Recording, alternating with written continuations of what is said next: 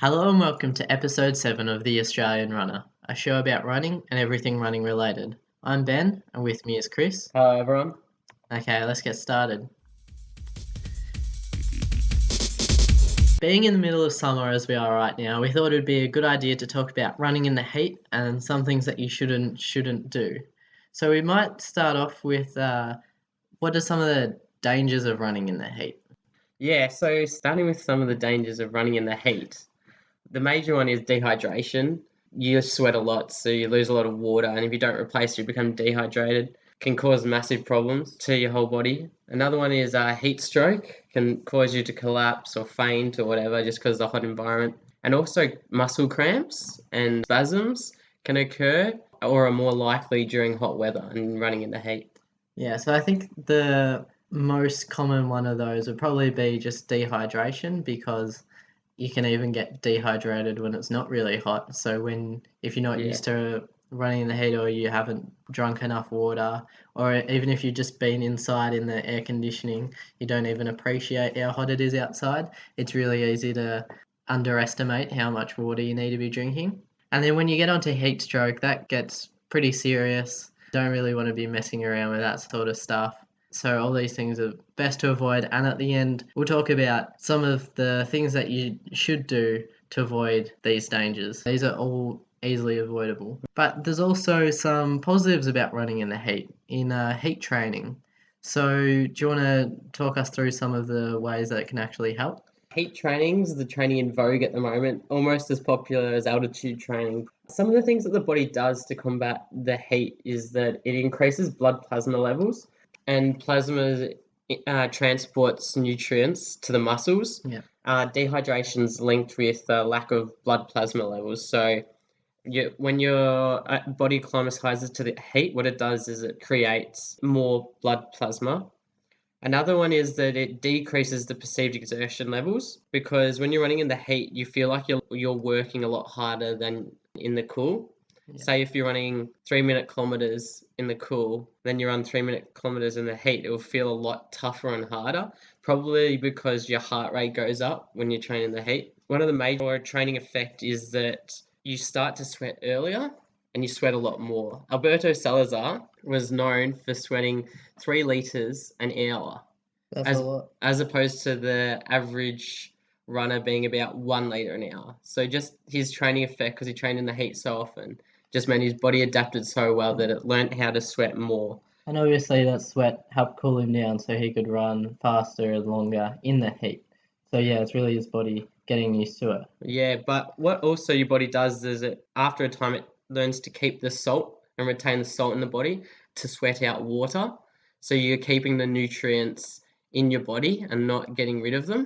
Yeah, that's interesting because a lot of energy drinks like Gatorade and Powerade, they always talk about electrolytes and those sort of salts. So if you get used to it, running in the heat and sweating a lot, your body just naturally figures out that it should keep more salt in. Yeah. So that's pretty interesting. Also, it learns how to reduce its heart rate and keep its core body temperature a lot more stable.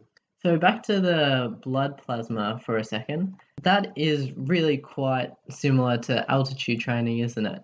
Because that blood plasma is another major part of blood. So running in the heat increases blood plasma and then helps nutrients and proteins move around the blood. Whereas altitude training is all about the red blood cells, not plasma, and that just helps with all the oxygen.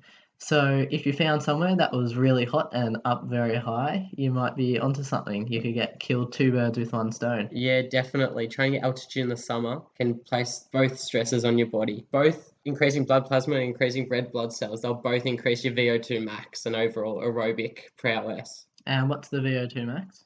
It's basically a measurement of how much oxygen your body can use effectively at the muscle site. Okay. So now we've spoken about some of the dangers of running in the heat, and we've also spoken about some of the benefits of running in the heat and doing heat training. We should just talk about how to keep cool and how to avoid some of those dangers. So what are some of the options, things that you can do to help yourself stay cool and beat the heat? One of the best things to do is to choose a route with a lot of shade. What you want is a lot of tree coverage over where you're running, so you're not running in the sun. Some of the time, it's not even just the heat, it's the direct sun that increases that perceived effort to be a lot higher than it actually is. Yeah, and staying in the shade is also really good for not getting sunburnt because you don't need that as well. One Definitely. of the routes that I run on, it's a lot better to run in the evening just because there's a really wide road and there's only a footpath on one side. So the trees next to the footpath only shade where you run in the evening rather than in the morning, because it's just full sunlight in the morning. Yes, But it's a lot cooler in the evening. So knowing some of those routes like that, some of the routes you run might be better than others. definitely. Another one is that it's preferable to run in the morning on a hot day. I think the coldest or coolest part of the day is about 6 or 7 a.m., just before the sun rises, because the heat builds up throughout the day and it slowly dissipates overnight, but it's still like 5 or 6 o'clock. It can still be quite hot. So I usually, if I know it's going to be a hot day and I've had a look at the forecast, I try to get my run out of the way early in the morning or early as I can to avoid the hottest part of the day. Yeah, that's a really good tip. Something that everyone can definitely do. And also, I know that starting off the day with a run is a really good way to start it off. Makes you feel Yeah. good and feels like you've accomplished something. So there's two birds with one stone. Make you feel good about the rest of your day. An easy thing to do is if you wear sunglasses, just getting rid of the glare helps a lot. It's like running in the shade. Doesn't decrease how hot it is, but your body thinks that it's a bit darker and it's a bit cooler, and it just overall makes you feel like it's a bit cooler. Yeah. And something else that you can do is wearing a hat to keep the sun off your head. Yeah, but sometimes wearing a hat, your head just gets so sweaty. You need to have a hat with some mesh or something in it, like a lightweight one. I know some runners, like I was watching the Rio Marathon. Some of the runners wore hats, others didn't. It was just down to personal preference. As long as you got your sunscreen, you shouldn't be sunburnt. But hats are really more up to the individual. Yeah. Another piece of clothing that you can wear is make sure that your running tops and shorts and everything is a lot lighter color and make sure that it's lightweight and really breathable because darker colors absorb more wavelengths of light and heat up more. That's why dark cars always get hotter when you leave them in the sun rather Yeah. than lighter colored cars. So that's something else to keep in mind. Make sure light colored clothing to Yeah. reflect the heat back. Just reflects the heat. Yeah, I always try to make sure I keep those bright colours for those hot days. Yeah. The big one is hydration. Make sure before you go out on your run, you're completely hydrated. You've had a lot to drink before. I mean, if you're just waking out of bed, make sure you're up for like half an hour before. Have a couple of glasses of water before you head out. Then on your run, if you can go with routes that have drinking taps, like I run around a local oval and it's got a drinking tap there. So sometimes I use that halfway through my run and I put water over my head and take a couple of mouthfuls. And then when you come back, make sure you keep hydrated after and replenish whatever you've lost through sweat. Yeah, and it's important to know also that you don't want to just scull a liter of water as soon as you finish because that like overworks your body and you basically just flush it out straight away. You can try and have a liter of water, a couple of sips at a time, maybe finish it in, I don't know, 20 minutes, half an hour. And also, if you've lost a lot of salts, you can look towards energy drinks or getting some food into you, like we spoke about a couple of weeks ago after you Mm. finished running. Yeah, the other thing with sculling water after your run, you just feel bloated as well. Yeah. You just can't process it as well, so definitely sip it. One thing to note before you head out is mentally prepare yourself that you're going to run slower. If you usually run whatever speed, just take the first kilometer or two easier than usual because it will feel harder and your body can't do what it can usually do. So just mentally prepare yourself that it's going to be a slower run than usual. But take note or realize that you'll still get a good training effect because that heat has placed the extra stress on your body. So you're still going to be getting those benefits even though you're running slightly slower. And the final point that we wanted to bring up was if you know a route is particularly windy, like if you have mountains around running towards the top of those or a gully that gets particularly windy, running through there is really good because that just helps the evaporative effect. It helps your sweat cool you down even more. Yeah, it's nature's fan. Keeps you cool. Okay, and so I think that was the last tip that we had to mention. So now on to the news. All right, I'll take it away.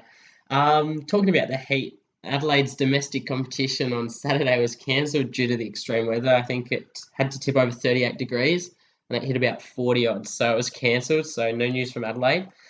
But in other results, Sally Pearson ran a 60-metre hurdles race and she won it with a winning time of 8.08 seconds. But no doubt she will be able to go faster and will need to if she wants to be a force at this year's World Championships.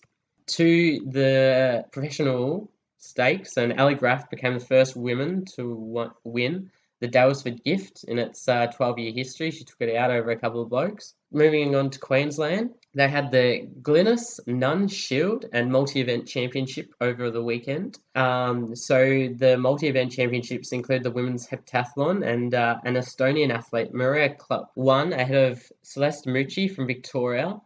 And finally, a Queenslander came in third place in Cassidy Simmons. In the men's decathlon, Aaron Booth from New Zealand won, so both events were won by foreigners, ahead of Martin Clark from Marucci in second place. Moving on to the sprints, Caitlin Jones, fresh from the Rio Olympics as part of the 4x4 team, won the women's 200, 400 metre double in an emphatic fashion. Tom Gamble won the men's 100 metre in a fast 10:54 race, something like the first five of the competitors had PBs under 10.8 seconds heading into the race, so it was going to always be a quick race. Craig Burns, second in that 100, won the 200 metres in 21:27. In the discus, Matt Denny easily won with a throw of 61:27. And the London Marathon Elite Field for men has just been released, and the Australian Michael Shelley is down to compete in it. So we look forward to what he can produce, and hopefully he runs well. All right, great. Thanks for that. And I think that's it for the week. So thanks everyone for listening. You can find us on YouTube, SoundCloud, and iTunes as The Australian Runner, and check us out on Facebook and Instagram too. So see you next week. See you then.